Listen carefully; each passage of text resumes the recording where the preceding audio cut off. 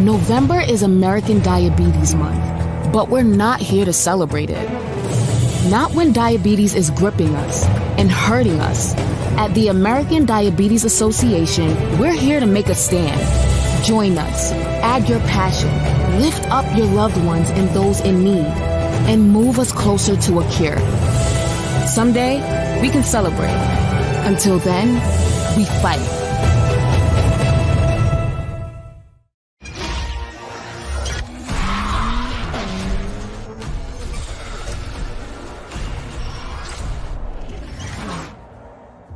Visit your local Acura dealer for attractive offers on a new vehicle.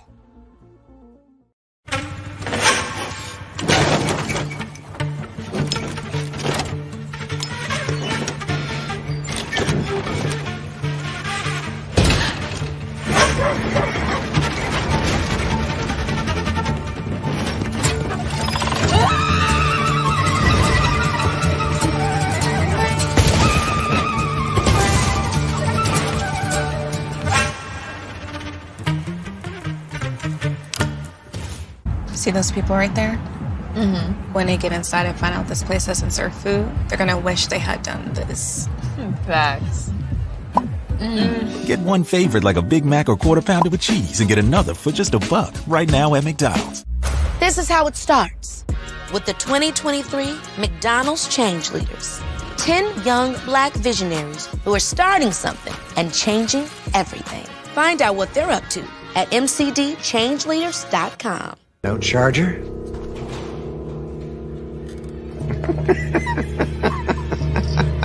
It's a Mac. The battery lasts all day. See you next week. So I'm excited to have Coach Tomekia Reed joining me today for a little conversation. I've had a chance to follow you when you were in the SWAC. I know you were the 4-time SWAC Coach of the Year, had a ton of success at Jackson State. In a very impressive spring, so much so that in addition to all the other great work you've done, you are now in a new home. So thank you for chatting with me. And how are you? Well, I'm doing good. Right now, it's just a really exciting time. We have had an opportunity to bring in 14 new players, a new staff, much bigger staff. And so right now, I am just adjusting to our new team, our new staff, our new city, and getting my son acclimated with school. But other than that, it's been really good, great environment. I'm super excited to see what we do here at Charlotte. So I have to go back to something. You said you have 14 new players. So yes. Is everybody new? Is there anybody left? Well, we had 4 players that remained from the previous team. And then I brought in 3 players from Jackson State. And then the other players were all brought in from the transfer portal. But I say 14 new players because even my players have to learn how to play the new system with new players. And so we're all just learning each other all over again in a new setting. So I'm not necessarily the same person I was at Jackson State. You grow and you evolve. And so my players are the same way, but they are familiar with who I am and my work ethics. But overall, I like to say 14 new players because we're trying to make all of them gel together. So let's kind of talk about that. You grow and evolve, not the same. Tell me what's different. I mean, obviously it's a bigger school, it's a different conference, but talk about some of the things that stood out to you first as being, oh, this is really different in your new place. Yeah, well, the resources are different. The things that have been provided in order for me to function, for the team to function, for us to be successful. The budget is bigger. And so, you're trying to kind of maneuver within that space in terms of what do we need and what do we don't need. And that's all so different because, from where I come from is, you want to make sure you're saving and you're not overspending and you're being very cautious of, where you are within the budget and what you can and cannot do. well, there's a little bit more wiggle room here. And so just navigating in that space have been really, has been different, and just, I have a calendar now. I didn't have a calendar before. And I didn't understand when people would say, oh, let me check my calendar, and so now I get it. I have a lot of meetings with the alum. I have a lot of meetings with boosters. I have a lot of meetings with people who want to come and sponsor, not just women's basketball, but the athletic department. And so there's a lot of luncheons, there's a lot of coffee meetings. And so that's really new for me because I am always strictly about basketball. And so to be engaged in the community like that has been very interesting, to say the least. And I like it. I like that I get an opportunity to talk to people face to face and talk about our vision and where we want to take the program to. So that's been the biggest difference for me. Having so many people who have access to my calendar, who puts things on my calendar on a regular basis. That sounds like that's a lot, and that is different. How excited are you about all of these things and what it means that you're going to be able to do with your new team? I am very excited. I get an opportunity to take this thing to another level, get an opportunity to see how basketball is taught and how it's viewed from a different perspective. At Jackson State, I consider ourselves the underdogs. We were always in the fight for respect. We were always in the fight for a place. We were always in a fight to be seen, to be heard. And, I like the underdog story. So I'm obviously going to carry that here to Charlotte. But, some of that changes a little bit. And I'm excited to get a chance to see what it's like to be on a playing field where you're already respected before you come in the door. HBCUs playing Power Fives, that was a lot, and so you had to earn that respect, and we did that. So now you're in a conference, in the AAC conference, you're in a conference that's respected. You're in a conference that's considered group of 6, right there underneath Power 5. So I'm just excited to be able to be in this space and to see what the future holds for us and our program and me as a coach.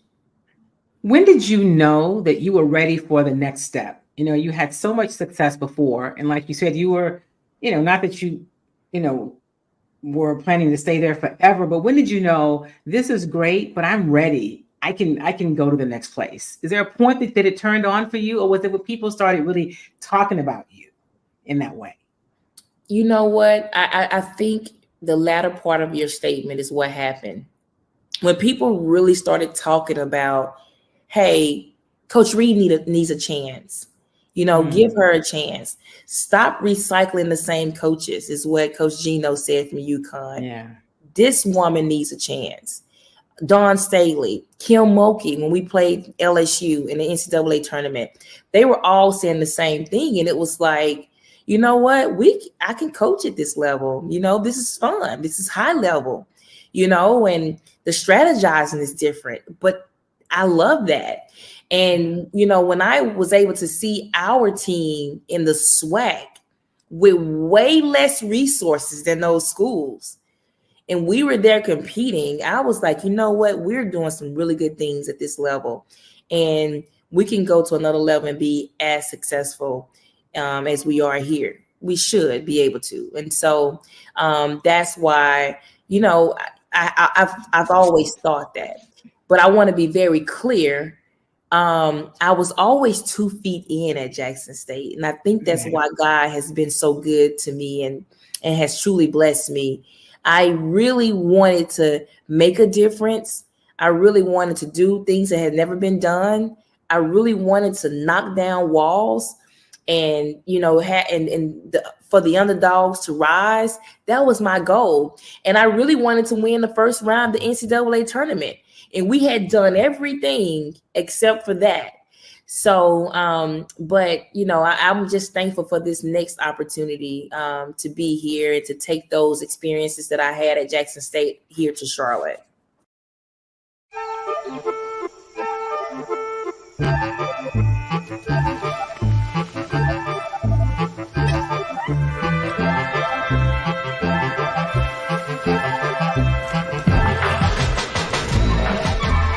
walking tree is said to change its entire location in pursuit of sunlight. Where could reinvention take your business? Accenture. Let there be change.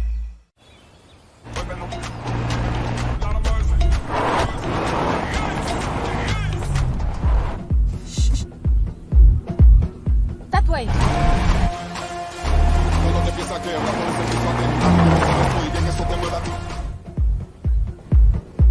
We're close. Let's go.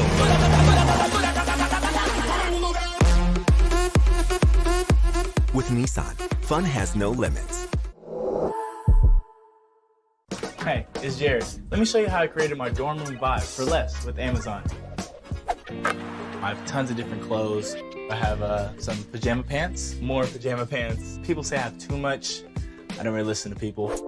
I love to journal. I got my gratitude journal, I got my mantra journal, and I got my 5-minute journal. And oh, I got a package from Amazon. Let's see what we got for today. This is perfect. This is my journal that I journal about journaling. Dear Diary, I wish I had more PJs.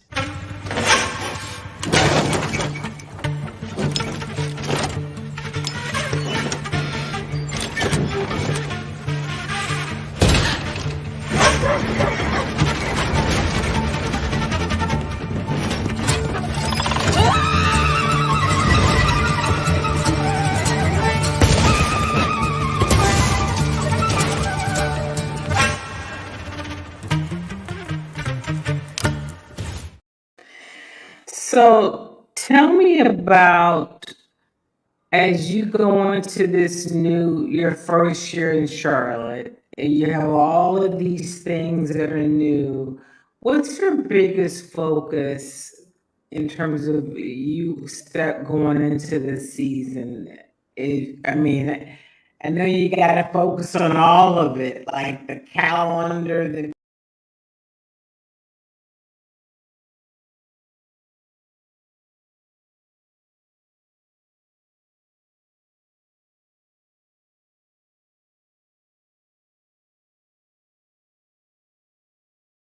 So tell me about, as you go into your first year in Charlotte, and you have all of these things that are new, what's your biggest focus in terms of you start going into the season? I know you got to focus on all of it, like the calendar, the meetings and everything, but when it comes to the team and just, your staff, what's your biggest focus for your first year in Charlotte?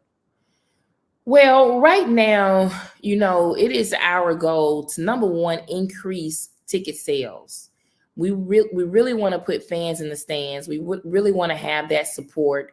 And the other focus for us right now is to win the championship. To be great. We want to win a championship. We want to have a better season than the year before. We want to show progress. And we want to begin to develop our identity and what we will be known for. Lay the foundation, establish the culture, gel our student athletes, and be on one accord. So those are those things are the most important thing right now. I think if we can have a big goal to win a championship in year one, we can lay a really good foundation and establish a really good culture for the program to be successful in the years to come. So when do you guys get started? When do you officially start practice, and when is your first game? We start practice officially September the 23rd. Wow, that's close. It is. And our first game is November the 4th. Okay. Day before election. Very exciting time. How has all of the excitement, the recent excitement, right? Because those of us who follow sports, especially those of us who cover women's basketball, have seen the growth of the game and know the talent of the women's game. But this recent really I guess, burst, if you will, where other people are now saying, "Hey, women's basketball is pretty cool." How is that impacting what you do? Do you see that and feel it even in Charlotte? And as you talk about increasing ticket sales, are you seeing that excitement in that market too? Absolutely. Angel Reese, Caitlin Clark, Asia Wilson, they are just making the game so super exciting. And right now, women's basketball is in a moment. We're having our moment, and it is our duty to make memories from this moment and to increase this moment. Ticket sales have gone through the roof for our WNBA games. Collegiate games are selling out. Our Final Four women's basketball tournament had more viewers and more people in the arena than men's basketball. So we are growing tremendously, and it is certainly helping programs like ours in Charlotte because people are wanting to see excitement. They want to see some controversy. They want to see storylines, and so we have that we are developing, and it's helping with the game. And I'm just so super excited with where women's basketball is today. You mentioned something earlier about it. You mentioned the portal, and I wanted to ask you about that. I'm always curious when I talk to college coaches about the portal, how you manage it, how you feel the impact it's having on collegiate sports, and your thoughts about just where the portal is today. And I won't ask you if you think it needs to be reformed. I won't put you on that spot, but just your thoughts about the portal and navigating that, what it means, and how it impacts college basketball. Well, the portal has been really good. Over the years, it's been really good for me because it has given us the ability to level the playing fields. It's given us the ability to have Power 5 elite student athletes come down to lower levels and be successful and to have fun and to enjoy. And it also allows us to be more competitive when we play games against bigger institutions.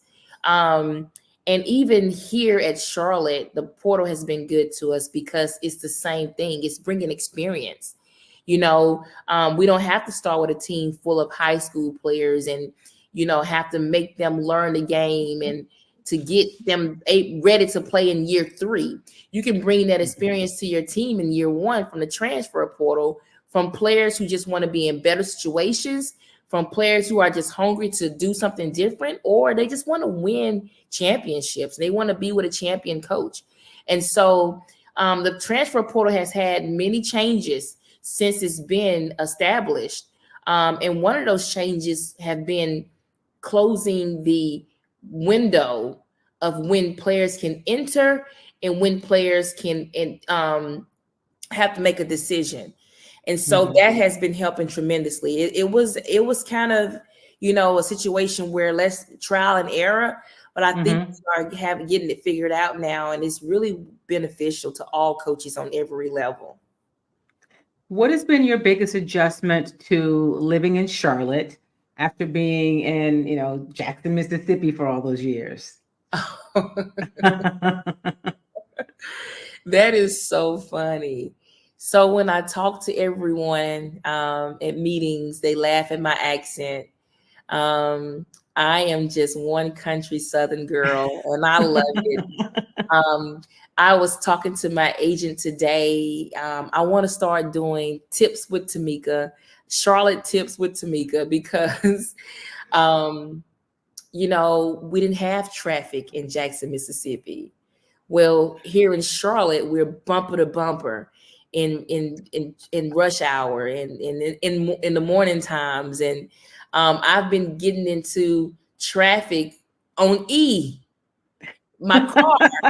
And I can't tell you how many times I've got in there praying, Lord, where is the gas station?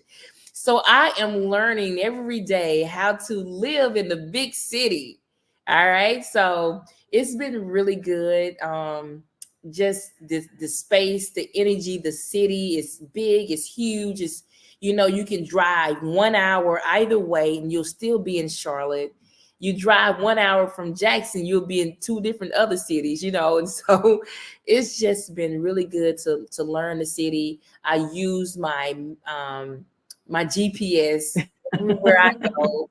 And I do not talk on the phone while I drive here in Charlotte. Now, in Jackson, I would talk on the phone. I would check email. I would do all of that while riding in the car. But here, you have to be really locked in and focused, or, you can have an accident. But I love it. I love it. Nevertheless, and I am certainly getting used to the big city. Well, one last thing before I let you go. How is your son adjusting? Does he enjoy it? Has he made the transition well? Because family is always everything. I know that's important. He is loving it. He's in a really good school district. He's doing a really good job. He's met a lot of friends, a lot of diversity here, and he's involved in athletics. And so I coming here to Charlotte, I had to get a personal assistant, a live-in personal assistant. So that's been different for us. And so my son is really adjusting to having someone live in the house that's here to help me care for him. But overall, it's been really good, and he's loving every minute of it. And I'm overjoyed to see how easy he has made this for me, by how well he has adjusted. So far, so good. Okay, so I said that was the last question. I just thought of something else. I definitely want to ask you, what have you learned about yourself during this process of getting to Charlotte and the transition of getting to Charlotte? I've always been a really resilient person, but I've also learned how to still operate while being stretched, and and be functional, while being pushed to your limit.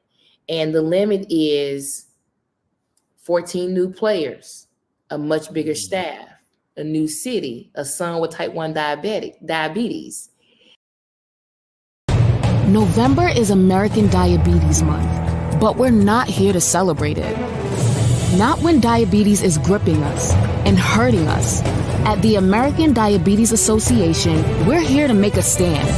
Join us, add your passion, lift up your loved ones and those in need, and move us closer to a cure. Someday, we can celebrate. Until then, we fight.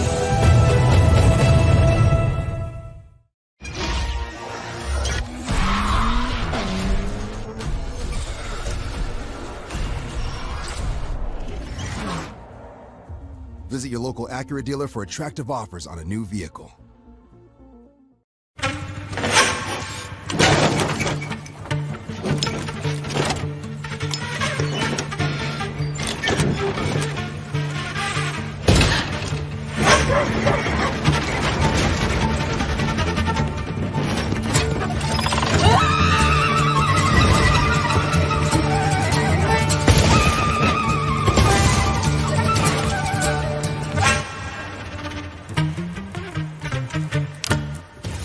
See those people right there?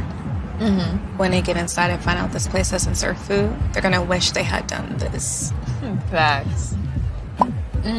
Get one favorite like a Big Mac or Quarter Pounder with cheese and get another for just $1 right now at McDonald's. This is how it starts with the 2023 McDonald's Change Leaders. 10 young Black visionaries who are starting something and changing everything. Find out what they're up to at mcdchangeleaders.com. No charger?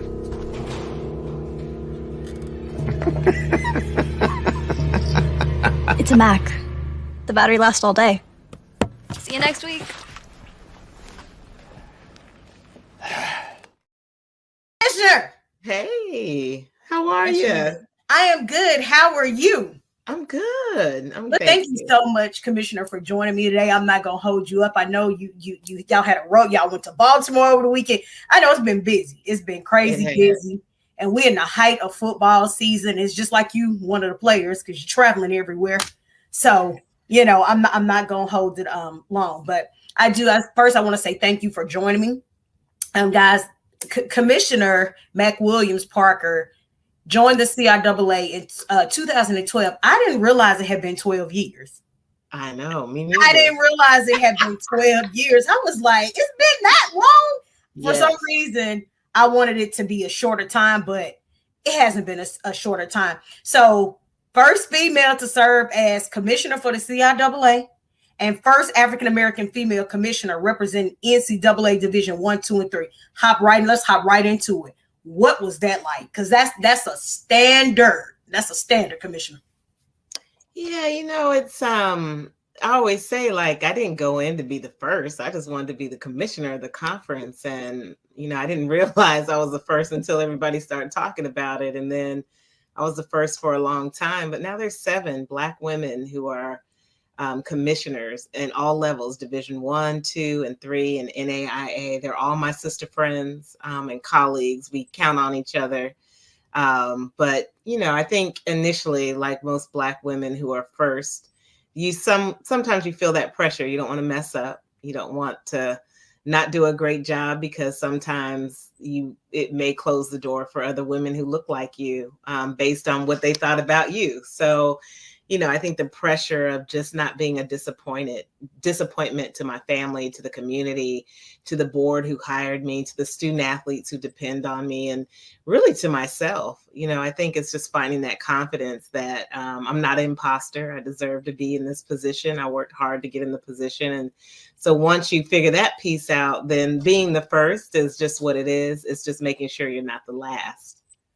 And I don't think I even seven. That is a lot of people. Again, I think the time has gone so fast, not even realizing that, there are other commissions in this space. And I do remember you being the only for so long. And it does put you in that place of pressure because it's like, okay, well, you the first.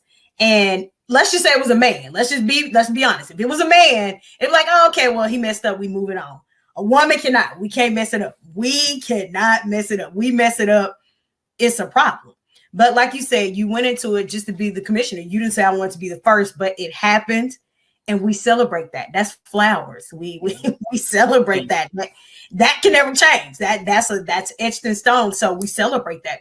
So 9 years at NCAA, managing NCAA championship in men's and women's Division 1 basketball tournament. Now I know that you've been in coaching, compliance, and administration at Virginia Union, Norfolk, and Morgan State. So you got this whole HBCU circle going. Tell us what that was like, because everything had something different.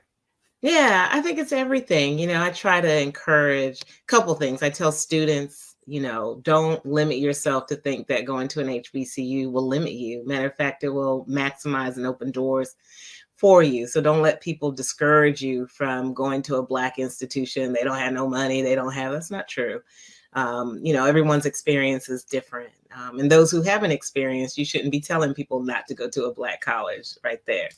The other thing is the HBCUs were the first institutions to give me a foot in the door and the opportunity to work in college athletics. I mean, I applied, we get our master's degree, we get our undergrad, and we think we're ready. Somebody's going to hire me. Somebody must have put me on it. I was a receptionist. I was in Atlanta. I was at Dillard's, wherever. I was at department stores, Parks and Rec. I was doing whatever I needed to do to survive, or at least have a income coming in, because my parents were like, look at here, you got 2 degrees, being able to be taking care of a grown woman. So, you do what you got to do. You try to make the networks that you can. I was fortunate, to leave my mark at Hampton University, where the athletic director, Dennis Thomas, who is a retired now commissioner from the MEAC, was my mentor. He was my athletic director, and he always saw something in me. And the board at the time, advisory group at the CIAA, they helped me get my postgraduate scholarship and NCAA postgraduate scholarship. So, when people invest in you, it's nice when they can see you trying to navigate and pull you back in. And that's what HBCUs did for me. And I see us do it a lot for a lot of our students and our athletes and administrators. When somebody else doesn't give you a chance, we always give you a place to land, to get your feet wet and to get back solid, to move forward. And that's what it did. Virginia Union was my first place. I'll be forever in love with Virginia Union. I'm in their Hall of Fame. their women's athletics program needed some TLC, and I was young. I think I was 22 or 23 when I took that job on, and these young ladies were 18 and 19, and here I am supposed to be acting like the adult.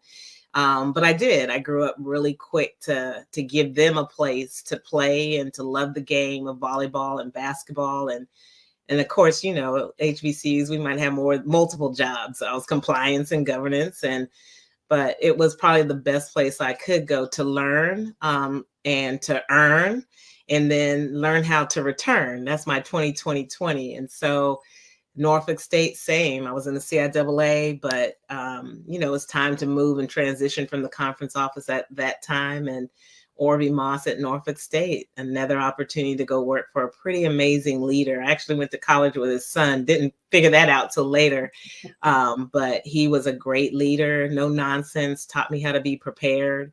I mean, I think it's just the culture of HBCUs. Like we are a culture that's committed to excellence, no matter where you go, and to make sure that people get what they need as best as they can, so they're prepared to go to the next place or the next opportunity. And that's what Morgan State did as well. They pushed me out the nest because I wasn't trying to leave Morgan. I love Morgan State, and I remember Dr. Perry and Mr. Perry, who was in the VP of Student Affairs, was like, you know, the NCAA is probably like that one opportunity that you'll get. It's hard to get those jobs. And I was on national committees, so I had already had the network and connections. And that's how I even got the chance to apply, because of my relationships there. And so when I applied and got the job, I was out. And that's when I went to the Indianapolis, and never wanted to live in Indy. Don't like Indianapolis. Don't like cold weather. But it was truly a place where I grew and learned to love organizational structure, the politics, the governance, membership, making a difference for student athletes. And that's where the passion of wanting to come back to the CIAA came. I wanted to come home and give as best as I could with less resources, but still have resources to give them those experiences we were giving to students across the nation at the NCAA.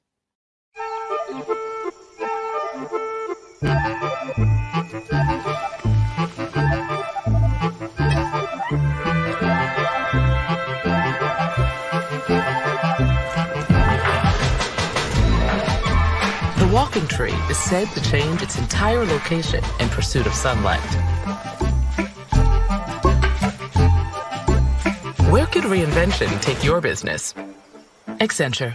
Let there be change.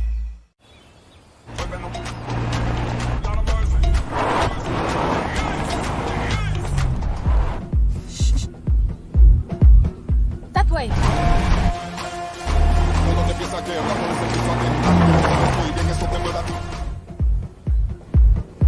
We're close.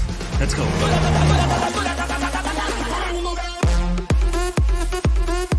With Nissan, fun has no limits.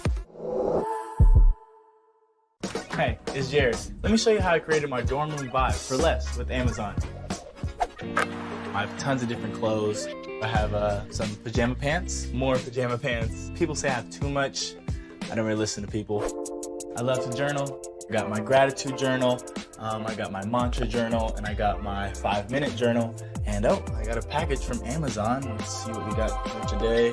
This is perfect. This is my journal that I journal about journaling. Dear Diary, I wish I had more PJs.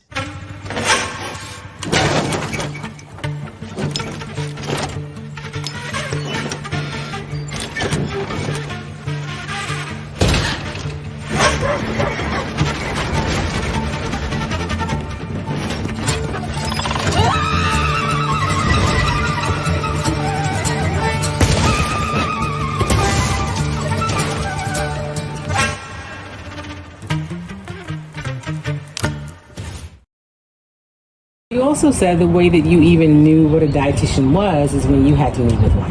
Yeah.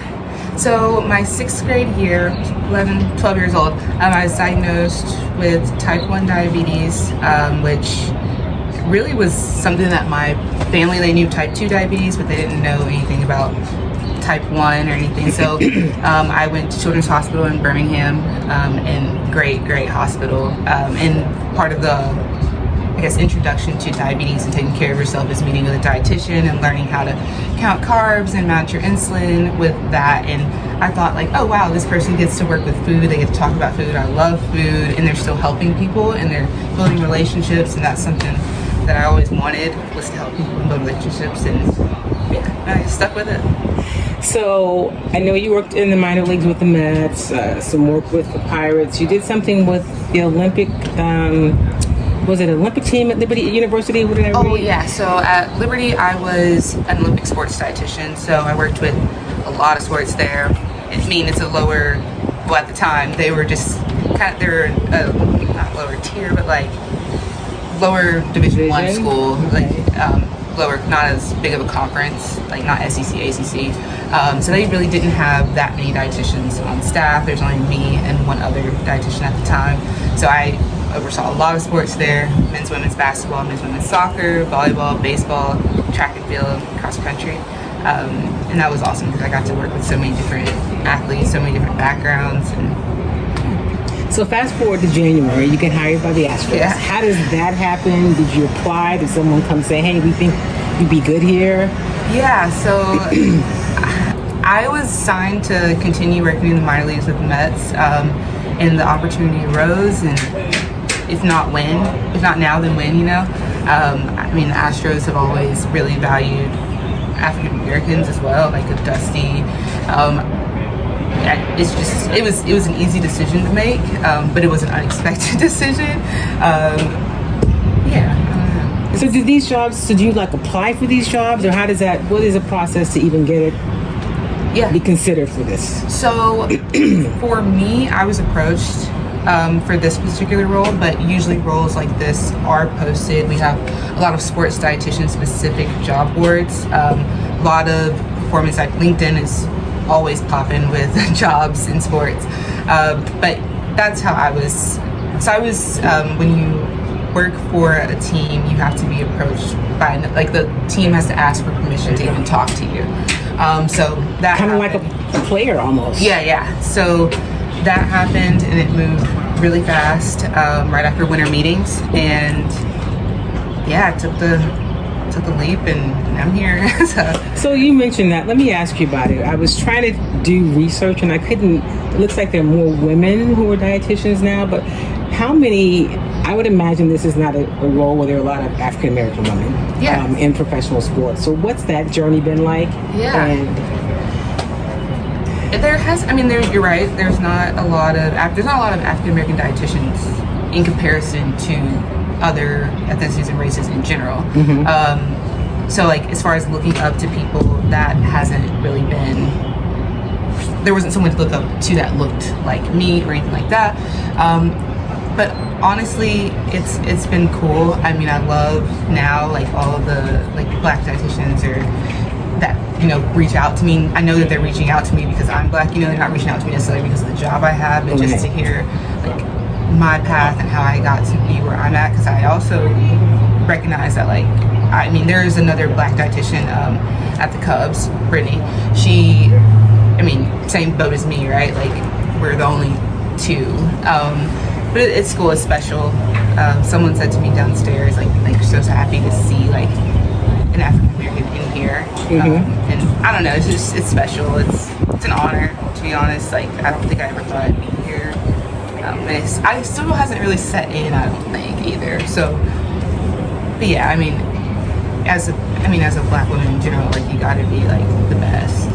Like, it's a lot of self-pressure, it's a lot of comparison, but you're here. Yeah. So tell me what a day is like. What do you what does it require? I mean, you making meal plans, you meet with players individually. Take me through what a day is like. Yeah, so first and foremost, I just try to be like around so the guys can, I'm new, so I'm also trying to build those relationships. Like, I want them to see me, I want them to like feel comfortable to come to me, talk to me. So I try to just be around, like, in the clubhouse, before meals, after meals. I'm not really in the dugout that much during the game. I would say I oversee like food service operations as well. So like, of course, we play so many games, so there's a lot of food service, like catering, hospitality type communications with hotel caterers for like team breakfast and all the places we travel, reaching out to restaurants, trying to find the local spots that can like feed our team, provide them with the nutrition that they need, the fuel that they need to play well. Doing some personalized like pre-game supplementation, post-game supplementation, recovery. I do one-on-ones, but I prefer to like be kind of, I feel like the natural conversations are the best, and I think just impromptu, they're so busy that they never really have the time to like sit down and talk. So like any little tidbit I can throw at them is usually how I go about it. Like, oh, have you thought about doing this? Or like, this might be a good idea. How are you feeling today? So that's usually my day-to-day. Get here, try and get some computer work done, take some time away, like 2 hours up until game time to be around, and then during the game, getting some stuff done, trying to check in on what's going on down here, watching the game, and then post-game recovery. Do you travel with them as well? Yeah, I do. Everywhere basically. So you're actually, because when I was reading, you're part of they have you as a part of the coaching staff. Actually. Yeah, which is cool because not uniforms, but it is cool too. What kinds of things are important for high performance athletes like this that you think about, that you have to take into consideration, so that they are, like you said, fueled and what goes into that? Yeah. I mean, I had someone tell me once, it's not about what you do sometimes, it's about what you do all the time. So I really try to like preach like all foods fit, and there's a time and place for anything that you want. Of course, before the game, staying away from like the higher like fat, things that are going to make you feel like heavy, things that are quickly digesting to give you like the energy that you need. That's usually what I prioritize before the game. During game, we're really pressing like quick carbs, like fruit snacks, chews, like honey finger chews, waffles. Fruit snacks are another one. Fruit. Hydration is super important during the game, and then post, just making sure that we're replenishing what was lost, right? So paying really attention to like protein. Of course, protein's the easy one because they love protein, right? Protein, but also making sure that they realize the importance that carbs have, because I think in culture, carbs are really like victimized, but like they're so important for performance, and it's even more important to like replenish post-performance. Then like recovery, supplementation, whenever. Now, well, I don't know if I'll do it for like this is my last career, you know. Right. But I'm excited, and I mean it's so different playing for something like a world, like the opportunity to win a World Series. Like in minor leagues, you don't play for that, you know. Right. Like so, I'm very excited to have something to aim towards. November is American Diabetes Month, but we're not here to celebrate it. Not when diabetes is gripping us and hurting us. At the American Diabetes Association, we're here to make a stand. Join us, add your passion, lift up your loved ones and those in need, and move us closer to a cure. Someday, we can celebrate. Until then, we fight.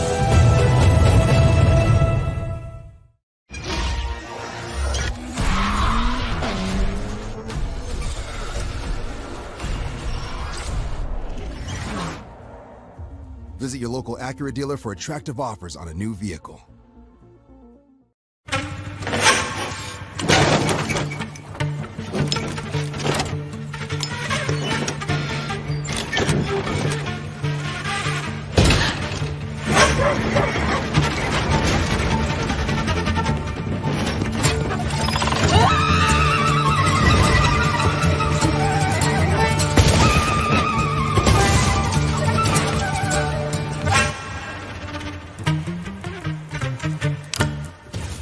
See those people right there? When they get inside and find out this place doesn't serve food, they're gonna wish they had done this. Facts. Get one favorite like a Big Mac or Quarter Pounder with cheese and get another for just $1 right now at McDonald's. This is how it starts with the 2023 McDonald's Change Leaders. 10 young Black visionaries who are starting something and changing everything. Find out what they're up to at mcdchangeleaders.com. No charger?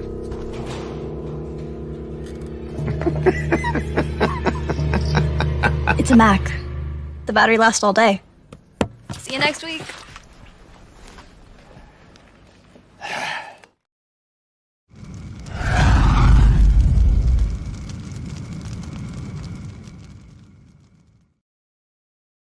Rasheeda? I'm doing well on this Monday night football night. Right. Monday Night Football. Yeah, we have a lot of competition. Those busted guys from Atlanta called the Falcons are playing tonight against the Eagles. So, but anyway, I don't want to show too much bias there. But Rasheeda, I invited you to talk to me because I've had several parents that have come to me and approached me, say, hey, Kyle, how can we be able to get the right representation for our child?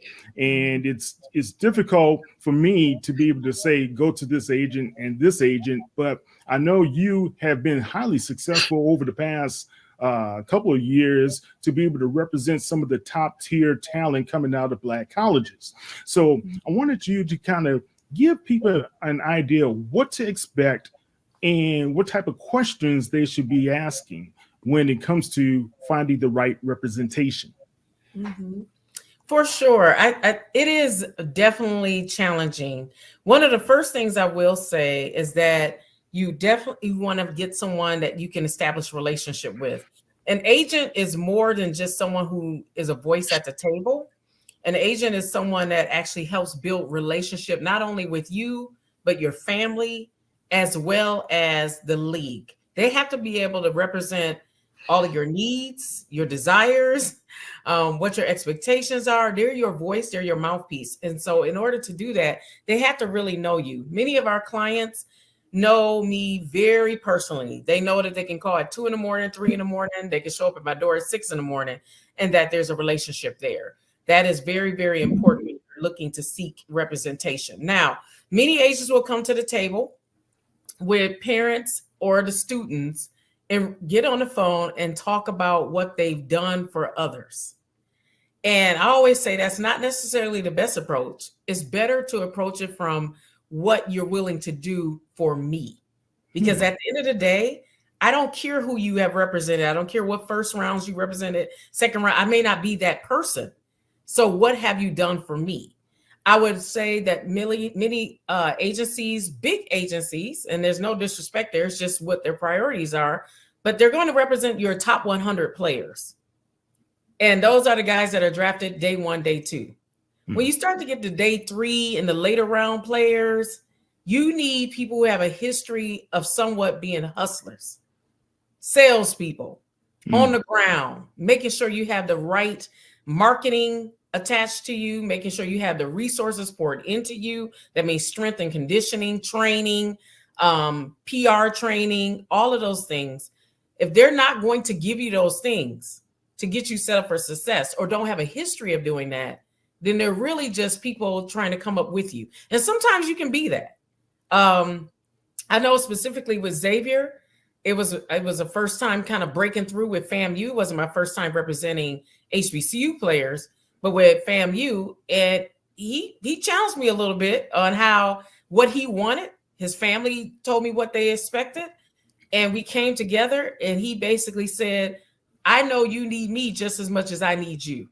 And that's how we formed that covenant that we were going to have that agent relationship. Sometimes it happens like that. So I really would say it's a relationship-based business. It is also, do they have a history of having connections to the league? So a question sometimes I would say the more experienced locker rooms with draft picks, they'll come and they'll ask me right away, well, how many teams have you had negotiations with? And I can boldly say 25 of the 32 teams. That means something. That means I can pick up the phone and make something happen. I need to. So that's important. I'll let you ask some more questions. I can go on and on. Yeah, I mean, you were doing great, but there was you talked about the relationship that Xavier challenged you about having with him, and the need that you have to have with him as well. But one parent asked me, she said, Kyle, I know there are agents that would go for, like you said, the top tier guys only, or if they come from a Power 4 conference or something to that nature, or even FCS, higher leagues or Division I, that doesn't include HBCU. But how do you work with an HBCU or a kid coming from a Black college who needs representation? Yeah, so we do what we call an assessment. I'll tell you what we do in our agency. We start with it's my commitment in Lady Live Sports and Entertainment to always represent an HBCU player every single year, and we've done that since our inception. We've had the last two offensive play MVPs for the HBCU Legacy Bowl, who both went on to Path to Draft, NFL Network, had Sports Illustrated articles. Like, we make things happen for them. But I think if you had to really narrow it down, there are a lot of players in HBCUs. There's a lot of players in P4s. Sometimes you're having 10 to 15,000 draftable players. So what it comes down to often is if you have the talent, that's going to dictate the relationship. And what a lot of our young athletes believe is that I have excelled on this platform, so I can excel in the NFL. And I love what the young lady said right before I joined the call. Welcome to the NFL. The NFL is not for good college players. It's not for great college players. It's for exceptional players at the professional level. Because there you're not meeting the guy that you played against at Norfolk State. Right. You're not meeting the guy at FAMU. You're not meeting the guy at Southern. You are meeting that P4 player that is coming day one and ready to take your head off. That's who you're meeting at the NFL, and that's who you're competing against. When you join the NFL, you are looking at what third string, second string guy can I knock off right away. If you can't do that and you haven't delivered that at no matter what school you go to, the HBCU level, it's going to be difficult to find representation because representation does a deep scrub of a couple things. Gotcha. Character. Oh, go ahead. I'm sorry. Oh, no, go ahead. Kim, I know Kim had a question. Go ahead. All right. First of all, thank you, Rasheeda. It's great to meet you, and it's great information. And I wonder what kinds of things, Kyle said, he had a player's mother ask him, and oftentimes the players don't really have advocates in their family. But what kinds of things should a young player be looking to do? I mean, you mentioned how they scrub, they look for everything. If you were advising someone who's not your client yet, who is, hoping to be represented, what kinds of things should he or she be looking to make sure that they have in place so they're able to make a good decision and even to be attractive to an agency? Yeah, let me give you 5 things real quick, because I know you guys are limited in time. Strength and conditioning. Make sure you're hitting that weight room. Make sure you're eating properly. It's going to be very important because remember, the strength programs are very strong with your competition. Number 2, realize that the NFL is a much bigger stage. So you have to be the number 1 or number 2 captain guy for your position at your school. Number 3, understand that highlights don't please the NFL or any other professional league. They're going to look at nothing but the full game, the game that you did poorly on and the games in which you delivered well in. Lastly, or the 4th one I would say is professionalism. Make sure that there's no cussing. Make sure your social media is cleaned up. Make sure people have your full name on your social media, because the NFL scout can't even find you because you're going by Little Ray Ray. We don't know who Little Ray Ray is. We need to know you need to tag your school, because that's going to increase your following. You need to follow football, NFL teams, CFL teams, UFL teams, because that's going to change your algorithm to make sure that those scouts can find you. And lastly, I would say, understand that you're going to need representation. You're going to need representation before your last collegiate game. Now, when I say that, legally and systematically, you cannot sign with an agent. However, you need to kind of align on who your top agents that you would go after would be, so that those people can get ready to represent you and are properly prepping you to make sure you get to a bowl, make sure you get a combine invite. Let me ask you one quick follow-up, because I know Ray wants to ask you something. You talked about PR and communications, and I work in the media space, and do some of that training.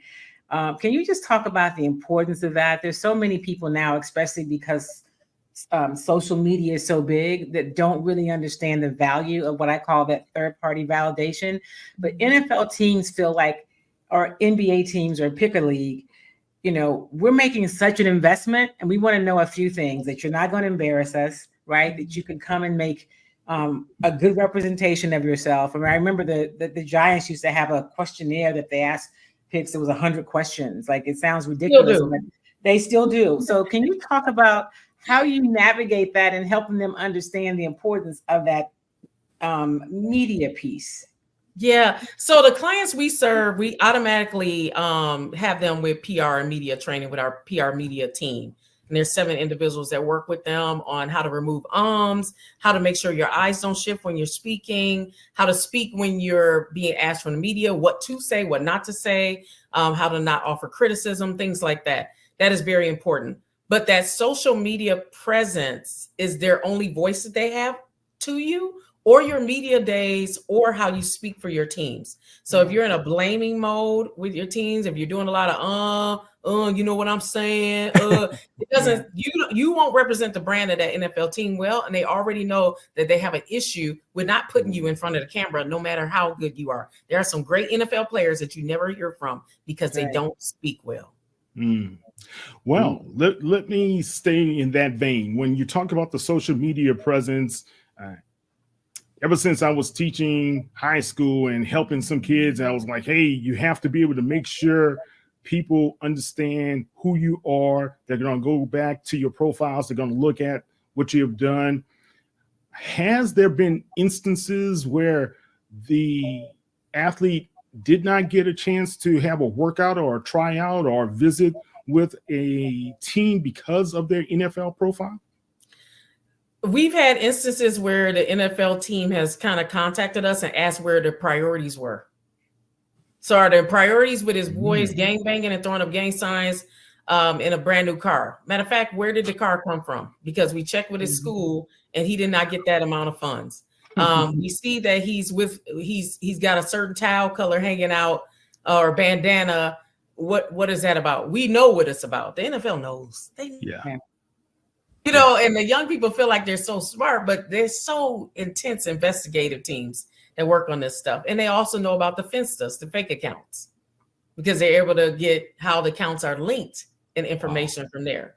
So it is a lot of, they will ask those questions of where the priorities lie. By his social media, I can't tell that he loves football. And we want players who love football. Not necessarily the dancers, not the baby mama, not the strip club, and not their fancy cars and they sagging pants. And also utilization of drugs that are illegal in certain states. Okay. All right, Ray, a question? All right, I appreciate you letting me jump in here. So I wanted to follow up to something you said earlier, like you're not playing against Norfolk State anymore. You're not playing against this school. One of the most successful HBCU players in my lifetime is Antoine Bethea, outside of maybe Steve McNair.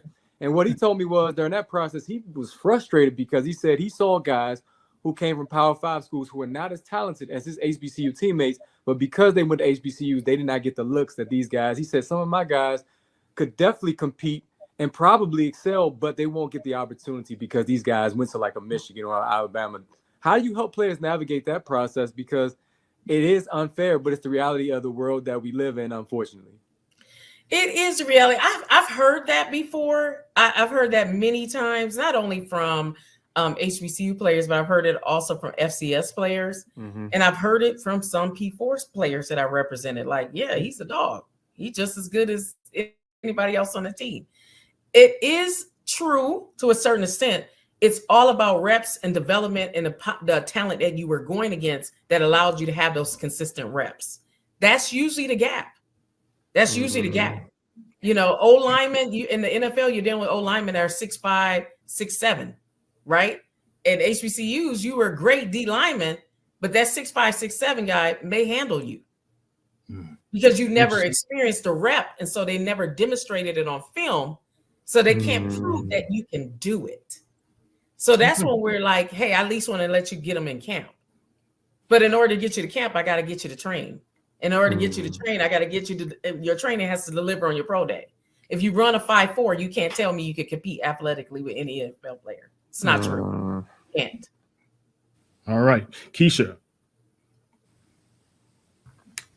Yes. So it's great to meet you. I want to go back to when you were talking about the family dynamic, because one of my close friends is an NFL agent, and one of the people he represents is Keon, and we know how much he is a character. But when it comes to the dynamic of representing, we know you got to go through the mama, the daddy, sometimes the church, everybody when you're representing those athletes.